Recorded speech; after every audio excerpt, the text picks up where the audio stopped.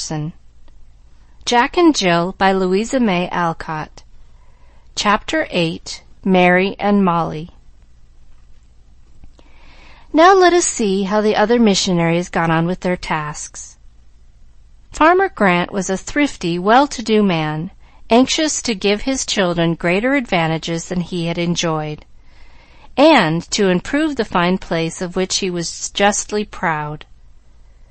Mrs. Grant was a notable housewife, as ambitious and industrious as her husband, but too busy to spend any time on the elegancies of life, though always ready to help the poor and sick like a good neighbor and Christian woman. The three sons, Tom, Dick, and Harry, were big fellows of 17, 19, and 21. The first two on the farm, and the elder in a store just setting up for himself.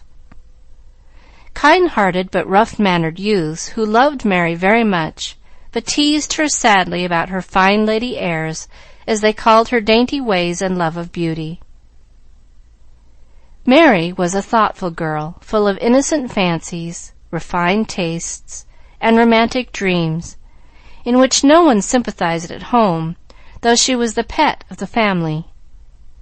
It did seem to an outsider as if the delicate little creature had got there by mistake, for she looked very much like a tea rose in a field of clover and dandelions, whose highest aim in life was to feed cows and make root beer.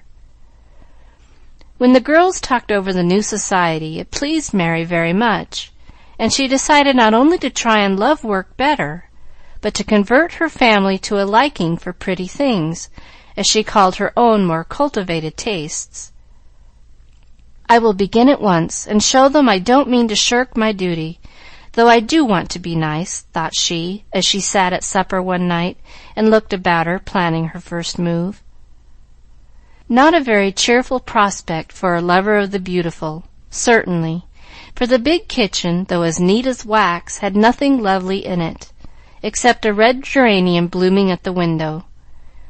Nor were the people all that could be desired, in some respects, as they sat about the table shoveling in pork and beans with their knives, drinking tea from their saucers, and laughing out with a hearty ha-ha when anything amused them.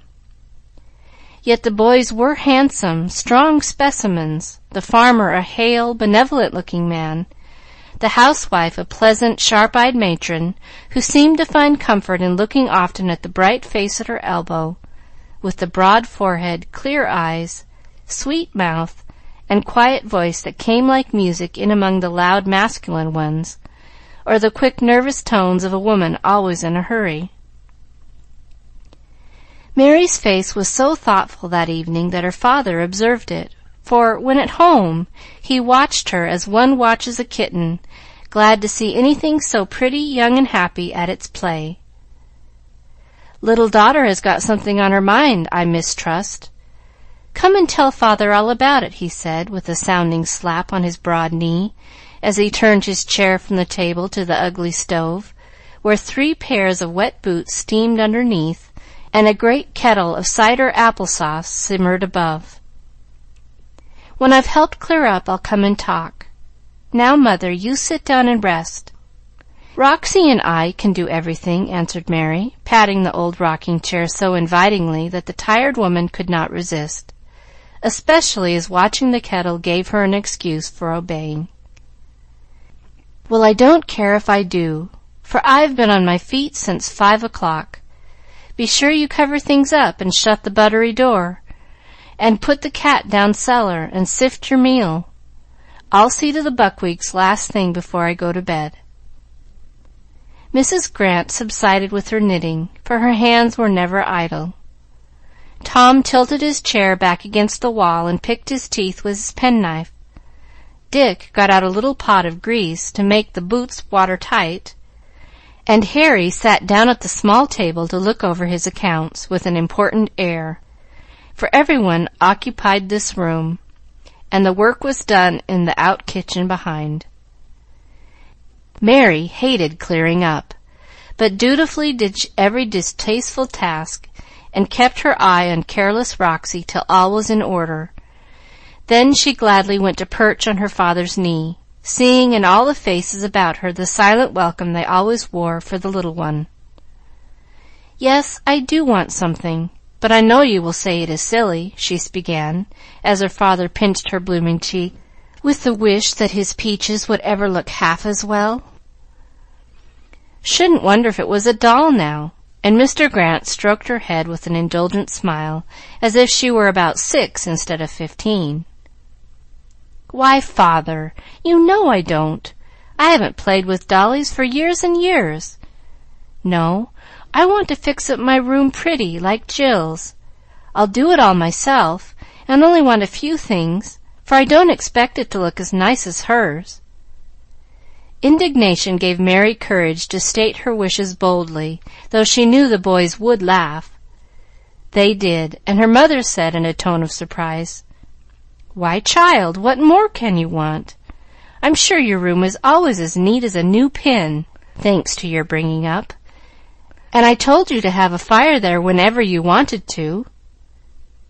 Let me have some of the old things out of the garret, and I'll show you what I want. It is neat, but so bare and ugly I hate to be there. I do so love something pretty to look at." And Mary gave a little shiver of disgust as she turned her eyes away from the large greasy boot Dick was holding up to be sure it was well lubricated all around.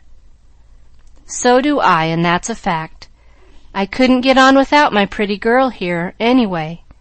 Why, she touches up the old place better than a dozen flower pots in full blow," said the farmer, as his eye went from the scarlet geranium to the bright young face so near his own. "I wish I had a dozen in the sitting-room window.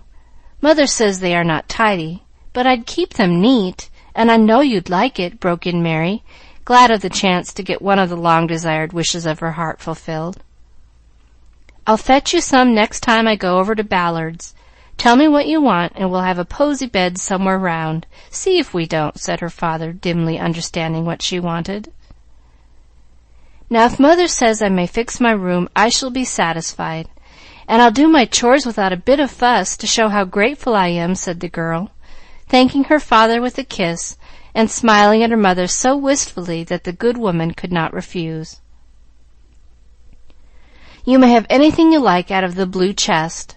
There's a lot of things there that the moths got at after Grandma died, and I couldn't bear to throw or give 'em away. Trim up your room as you like, and mind you don't forget your part of the bargain," answered Mrs. Grant, seeing profit in the plan. "I won't. I'll work all the morning tomorrow, and in the afternoon I'll get ready to show you what I call a nice, pretty room," answered Mary, looking so pleased it seemed as if another flower had blossomed in the large bare kitchen. She kept her word, and the very stormy afternoon when Jill got into trouble, Mary was working busily at her little bower. In the blue chest she found a variety of treasures, and, ignoring the moth holes, used them to the best advantage, trying to imitate the simple comfort with a touch of elegance which had prevailed in Mrs. Minot's back bedroom. 3 faded red moreen curtains went up at the windows over the chilly paper shades, giving a pleasant glow to the bare walls. A red quilt with white stars, rather the worse for many washings, covered the bed, and a gay cloth on the table, where a judicious arrangement of books and baskets concealed the spots. The little air-tight stove was banished, and a pair of ancient andirons shone in the firelight. Grandma's last and largest braided rug lay on the hearth, and her brass candlesticks adorned the bureau, over the mirror of which was festooned a white muslin skirt, tied up with Mary's red sash. This piece of elegance gave the last touch to her room, she thought, and she was very proud of it, setting forth all her small store of trinkets in a large shell, with an empty scent bottle, and a clean tidy over the pincushion. On the walls she hung 3 old-fashioned pictures, which she ventured to borrow from the garret till better could be found. One a mourning piece, with a very tall lady weeping on an urn in a grove of willows, and 2 small boys in knee breeches and funny little square tails to their coats, looking like cherubs in large frills. The other was as good as a bonfire, being an eruption of Vesuvius, and very lurid indeed, for the Bay of Naples was boiling like a pot, the red sky raining rocks, and a few distracted people lying flat on the shore. The third was a really pretty scene of children dancing round a maypole, for though nearly 100 years old, the little maids smiled and the boys pranced as gaily as if the flowers they carried were still alive and sweet. "Now I'll call them all to see, and say that it is pretty. Then I'll enjoy it and come here when things look dismal and bare everywhere else," said Mary, when at last it was done.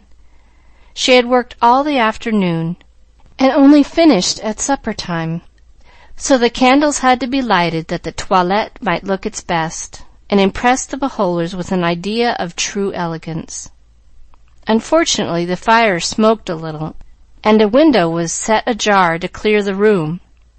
An evil-disposed gust blew in, wafting the thin drapery within reach of the light, and when Mary threw open the door, proudly thinking to display her success, she was horrified to find the room in a blaze and half her labor all in vain.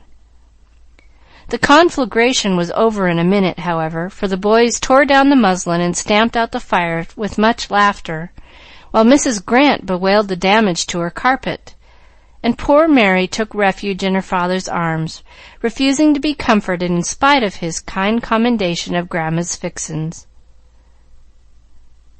The third little missionary had the hardest time of all, and her first efforts were not much more satisfactory nor successful than the others. Her father was away from morning till night, and then had his paper to read, books to keep, or a man to see downtown, so that after a hasty word at tea he saw no more of the children till another evening, as they were seldom up at his early breakfast. He thought they were well taken care of, for Miss Bathsheba Dawes was an energetic middle-aged spinster when she came into the family, and had been there 15 years, so he did not observe what a woman would have seen at once, that Miss Bat was getting old and careless, and everything about the house was at 6s and 7s. She took good care of him, and thought she had done her duty as she got 3 comfortable meals, nursed the children when they were ill, and saw that the house did not burn up. So Maria Louisa and Napoleon Bonaparte got on as they could, without the tender cares of a mother. Molly had been a happy-go-lucky child, contented with her pets, her freedom, and little Boo to love. But now she was just beginning to see that they were not like other children, and to feel ashamed of it. "Papa is busy, but Miss Bat ought to see to us. She is paid for it, and goodness knows she has an easy time now. For if I ask her to do anything, she groans over her bones and tells me young folks should wait on themselves. I take all the care of Boo off her hands, but I can't wash my own things, and he hasn't a decent trouser to his blessed little legs. I'd tell Papa, but it wouldn't do any good. He'd only say, 'Yes, child, yes, I'll attend to it,' and never do a thing."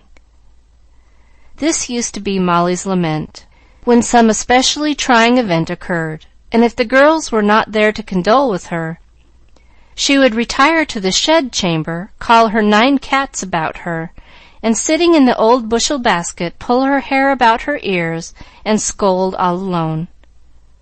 The cats learned to understand this habit, and nobly did their best to dispel the gloom which now and then obscured the sunshine of their little mistress. Some of them would creep into her lap and purr till the comfortable sound soothed her irritation. The sedate elders sat at her feet, blinking with such wise and sympathetic faces that she felt as if half a dozen Solomons were giving her the sagest advice, while the kittens frisked about, cutting up their drollest capers till she laughed in spite of herself. When the laugh came, the worst of the fit was over, and she soon cheered up, dismissing the consolers with a pat all round, a feast of good things from Miss Bat's larder, and the usual speech, "Well, dears, it's of no use to worry. I guess we shall get along somehow if we don't fret." With which wise resolution Molly would leave her retreat and freshen up her spirits by a row on the river or a romp with Boo, which always finished the case. Now, however, she was bound to try the new plan and do something toward reforming not only the boy's condition, but the disorder and discomfort of home. "I'll play it is Siam, and this the house of a native, and I'm to come show the folks how to live nicely. Miss Bat won't know what to make of it, and I can't tell her, so I shall get some fun out of it, anyway," thought Molly, as she surveyed the dining room the day her mission began. The prospect was not cheering, and if the natives of Siam live in such confusion, it is high time they were attended to. The breakfast table still stood as it was left, with slops of coffee on the cloth, bits of bread, egg-shells, and potato skins lay about, and one lonely sausage was cast away in the middle of a large platter. The furniture was dusty, stove untidy, and the carpet looked as if crumbs had been scattered to chickens who declined their breakfast. Boo was sitting on the sofa with his arm through a hole in the cover, hunting for some lost treasure put away there for safe keeping, like a little magpie as he was. Molly fancied she washed and dressed him well enough, but today she seemed to see more clearly, and sighed as she thought of the hard job in store for her if she gave him the thorough washing he needed and combed out that curly mop of hair. "I'll clear up first and do that by and by. I ought to have a nice little tub and good towels like Mrs. Minot, and I will, too, if I buy them myself," she said, piling up cups with an energy that threatened destruction to handles. Miss Bat, who was trailing about the kitchen with her head pinned up in a little plaid shawl, was so surprised by the demand for a pan of hot water and 4 clean towels that she nearly dropped her snuff-box, chief comfort of her lazy soul. "What new whimsy now? Generally the dishes stand round till I have time to pick 'em up, and you are off coasting or careering somewhere. Well, this tidy fit won't last long, so I may as well make the most of it," said Miss Bat, as she handed out the required articles, and then pushed her spectacles from the tip of her sharp nose to her sharper black eyes for a good look at the girl, who stood primly before her, with a clean apron on and her hair braided up instead of flying wildly about her shoulders.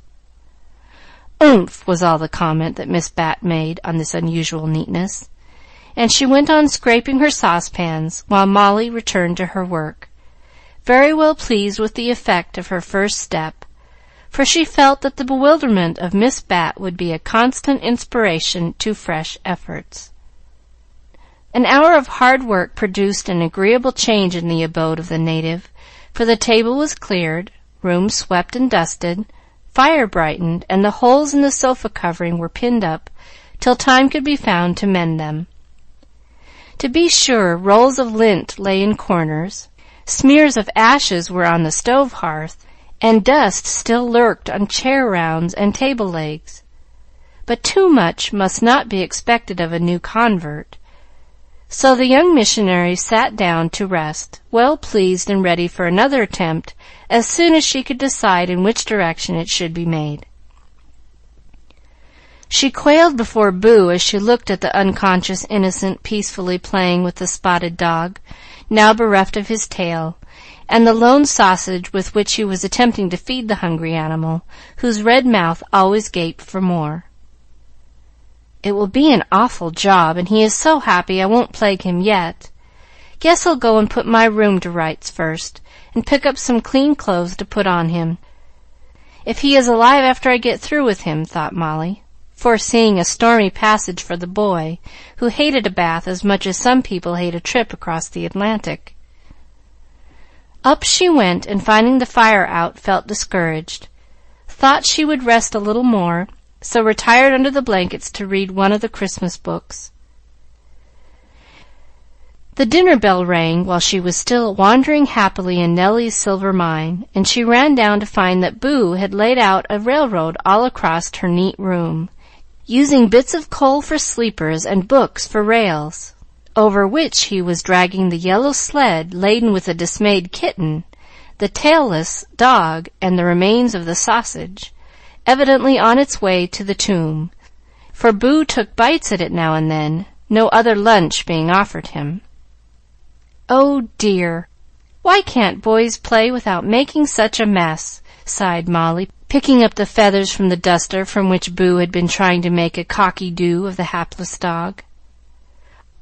"I'll wash him right after dinner, and that will keep him out of mischief for a while," she thought, as the young engineer unsuspiciously proceeded to ornament his already crocky countenance with squash, cranberry sauce, and gravy, till he looked more like a Fiji chief in full war paint than a Christian boy. "I want 2 pails of hot water, please, Miss Bat, and the big tub," said Molly, as the ancient handmaid emptied her 4th cup of tea, for she dined with the family and enjoyed her own good cooking in its prime.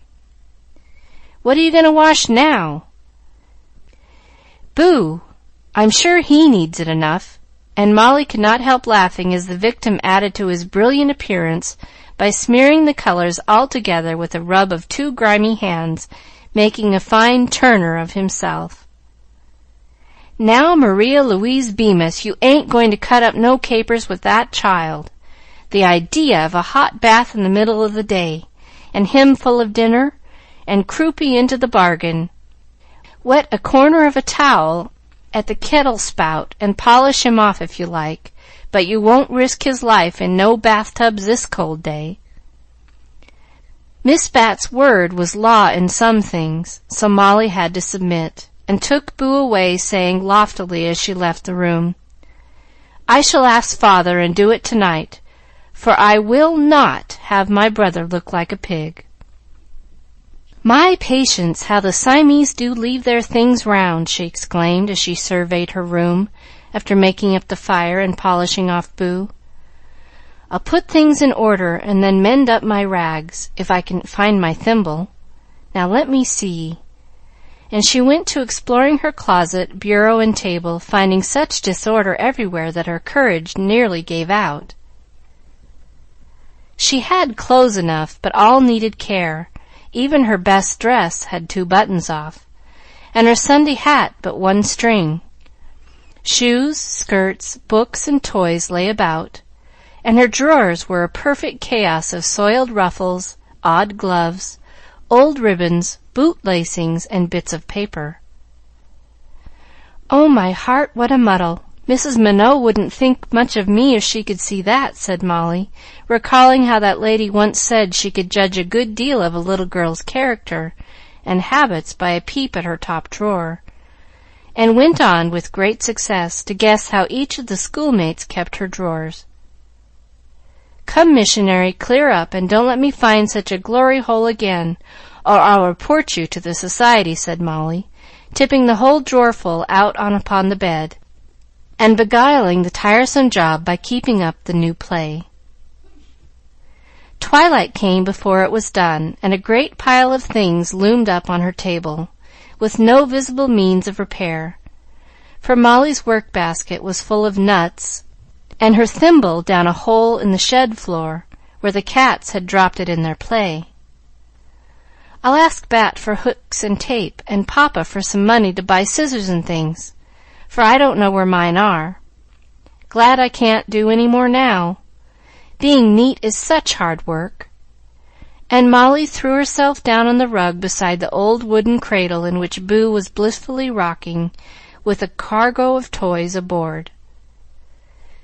She watched her time, and as soon as her father had done supper, she hastened to say before he got to his desk, "Please, Papa, I want $1 to get some brass buttons and things to fix Boo's clothes with. He wore a hole in his new trousers coasting down the Kemble steps, and can't I wash him? He needs it, and Miss Bat won't let me have a tub." "Certainly, child, certainly. Do what you like, only don't keep me. I must be off, or I shall miss Jackson, and he's the man I want." And throwing down $2 instead of 1, Mr. Bemis hurried away with a vague impression that Boo had swallowed a dozen brass buttons, and Miss Bat had been coasting somewhere in a bath pan. But catching Jackson was important, so he did not stop to investigate. Armed with paternal permission, Molly carried her point, and oh, what a dreadful evening poor Boo spent. First he was decoyed upstairs an hour too soon, then put in a tub by main force and sternly scrubbed, in spite of shrieks that brought Miss Bat to the locked door to condole with the sufferer, scold the scrubber, and depart darkly prophesying croup before morning. He always howls when he is washed, but I shall do it since you won't, and he must get used to it. I will not have people tell me he's neglected, if I can help it," cried Molly, working away with tears in her eyes, for it was as hard for her as for Boo. But she meant to be thorough for once in her life, no matter what happened. When the worst was over, she coaxed him with candy and stories till the long task of combing out the curls was safely done. Then, in the clean nightgown, with a blue button newly sewed on, she laid him in bed, worn out but sweet as a rose. "Now say your prayers, darling, and go to sleep with a nice red blanket all tucked round you so you won't get cold," said Molly, rather doubtful of the effect of the wet head. "No, I won't. Going to sleep now." And Boo shut his eyes wearily, feeling that his late trials had not left him in a prayerful mood. "Then you'll be a real little heathen, as Mrs. Peck called you, and I don't know what I shall do with you," said Molly, longing to cuddle rather than scold the little fellow, whose soul needed looking after as well as his body. "No, no, I won't be a heathen. I don't want to be throwed to the crocodiles. I will say my prayers. Oh, I will!" And rising in his bed, Boo did so with the devotion of an infant Samuel, for he remembered the talk when the society was formed. Molly thought her labors were over for that night, and soon went to bed, tired with her first attempts. But toward morning she was wakened by the hoarse breathing of the boy, and was forced to patter away to Miss Bat's room, humbly asking for the squills, and confessing that prophecy had come to pass. "I knew it. Bring the child to me, and don't fret. I'll see to him. And next time you do as I say," was the consoling welcome she received, as the old lady popped up a sleepy but anxious face in a large flannel cap, and shook the bottle with the air of a general who had routed the foe before and meant to do it again. Leaving her little responsibility in Miss Bat's arms, Molly retired to wet her pillow with a few remorseful tears, and to fall asleep wondering if real missionaries ever killed their pupils in the process of conversion. So the girls all failed in the beginning, but they did not give up, and succeeded better next time, as we shall see. End of Chapter 8.